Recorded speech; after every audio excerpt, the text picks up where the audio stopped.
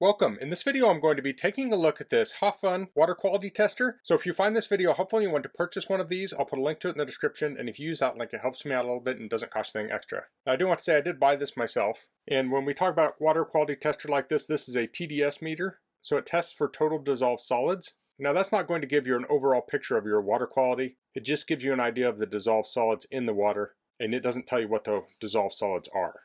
So let's get this out. So we have the meter. Looks like we have some instructions here, and here are the instructions.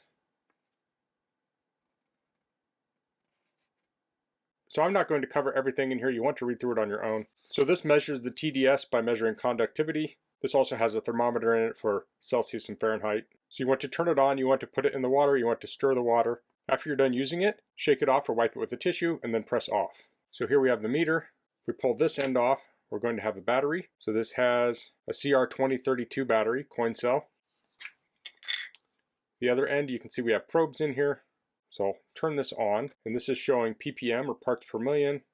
We can also change it to this other unit, which I'm not real familiar with.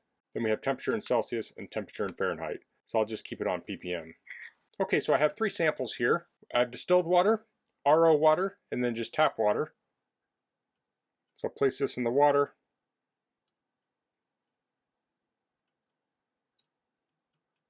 And we're getting 0 here. Next, let's go to the RO water.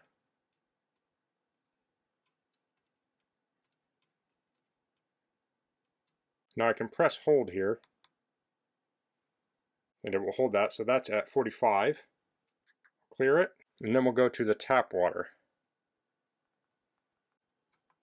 So here we got 198. So the packaging says water quality tester, but this is really a TDS tester. So I have more minerals in my tap water, but it doesn't tell me what they are or if they're unsafe. Where you can use this is if you're using something like a water softener or an RO filter. You can check that it's actually doing something.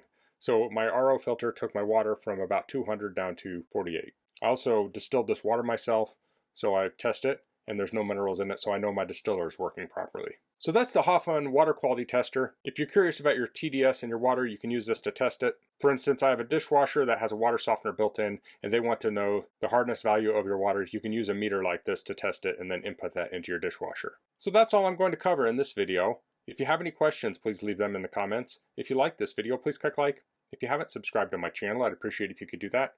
And thanks for watching. Until next time, goodbye.